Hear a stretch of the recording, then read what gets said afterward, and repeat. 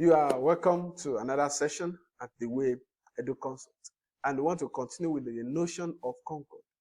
You are welcome once again to the Way Edu Consult, and this is where you've been listening to many classes from various subjects and in different topics. And this class we want to focus on a special topic in English language. And the topic for consideration is misinterpreted or fixed words or expressions, or you could even say misconstrued expressions. We are looking at expressions where that many speakers of English misinterpret, or they wrongly use them, or don't know that they are fixed expressions with fixed meanings. We're going to be looking at a few of them in this class session, and not just examining those words. We're going to look at their descriptions as well as the features of those words, not leaving out all the Sunday rules that pertain to them, and then solve some questions that relate to misinterpreted expressions in English. At the end of the class, you should be able to identify these commonly misunderstood words or expressions and discuss their appropriate usages, as well as give examples of the usages. Why do we learn this? Due to the context of ESL usages. What do we mean by ESL? I mean English as second language learners. Like we have people that English is their first language, like those in the Western countries, but for countries like Nigeria, Ghana, Sierra Leone, and other West African English-speaking countries, as well as nations where English is taken as their official languages, but not as their mother tongue. English is usually regarded or referred to as ESL, English as second language. And because of this, there are interferences, or there is an importation of features from the local language to this English as a second language. So, which make many speakers of English to misconstrue or misunderstand, or sometimes wrongly use certain words or expressions.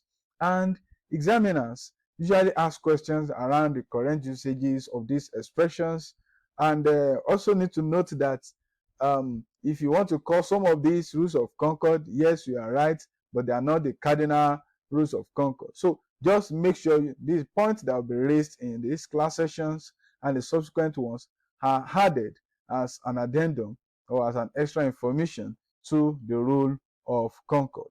The first one for consideration is that when you have two words or a succession of words where there is a succession or a repetition of sound, that is voiceless alveolar fricative, that is occurring 3 times in the two words. Now, and you want to inflect the first word to show a genitive or possessive form, you just add an apostrophe. You don't need to add another s to it. For instance, we have for conscience sake. Instead of saying for conscience's sake, now we already have then sake, right? So instead of repeating it, just put apostrophe after the CE, because there is already sound reflected in that word. You don't need to say for conscience's sake, just say for conscience sake. Please take note of that. Number 2, we're going to take them briefly. Just make sure you listen to the class over and over and get more examples relating to the rules or the principles or the tenets or features given, and then make sure you practice them, and in the examination make sure you are able to get them correctly. There are certain words or phrases which come before to, and when these words or phrases come before to, then that to will be followed by ing verb. You know, normally when you use to as what we call to infinitive verb, the verb that follows that to must be in its base form, like to go, to see, to believe, to sing, to read, to listen, etc. But when you have certain words before or certain adjectives, some of them may be adjectives, some of them may be verbs in their passive forms. Most times it could be in their passive forms. When this word were used before these two verbs, and anything that follows it will be in its what? ing form. Examples of such words are devoted to. If you have devoted coming before to, the verb that follows to will be in the ing form, indisposed to, objected to, with a view to, accustomed to, prefer to, look forward to, all those ones. Then you have is be verbs or verb to be plus used to, like is used to, am used to, was used to, are used to, and were used to. The next verb that follows those expressions will be ing less school verb. For instance, she is devoted to praying.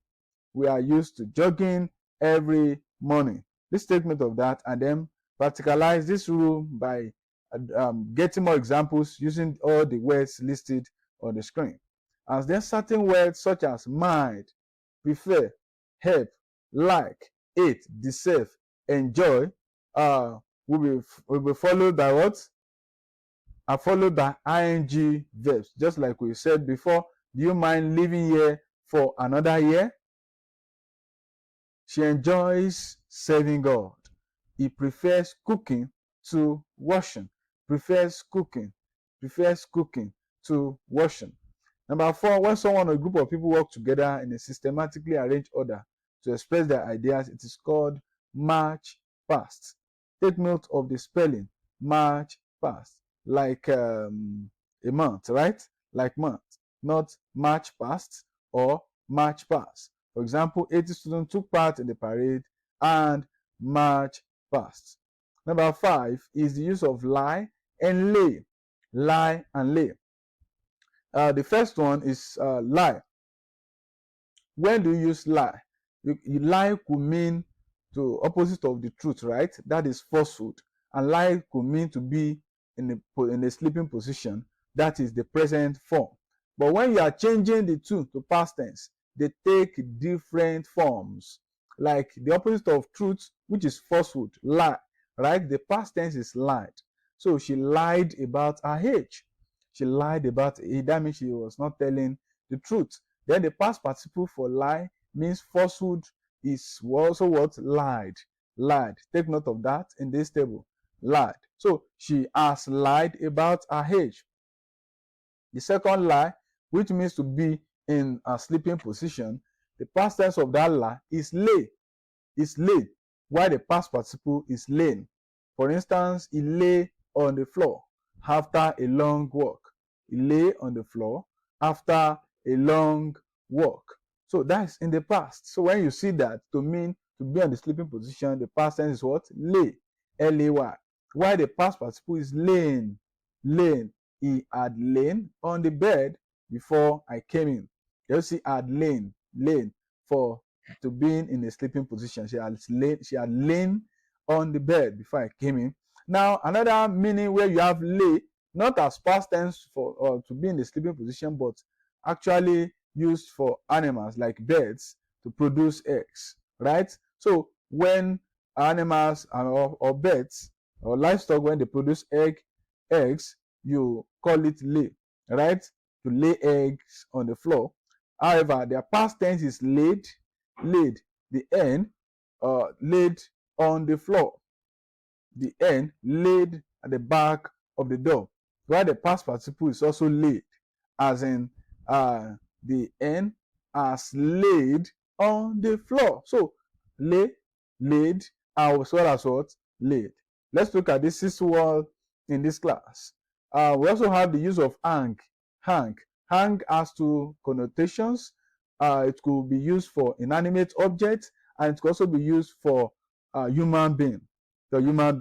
When it is being used for inanimate objects, like hanging your clothes, like putting something on the wall, the past tense will be hung, H-U-N-G, hung, past as well as in the past tense. So I hung my clothes on the wall. I hung my clothes on the wall. Are we together? Then if it is past participle, I have hung my clothes on the wall. That's for the past, and past participle for hang to refer to, suspending inanimate objects on the wall or on an elevated platform. Then you have the second meaning, which means for human being, as in the case of either suicide or death by hanging, not to raise someone in order to kill the person. The past tense for that is hanged, while the past participle is also hanged. So don't mix up the two in your examination while preparing for the examination. The man was hanged by the police.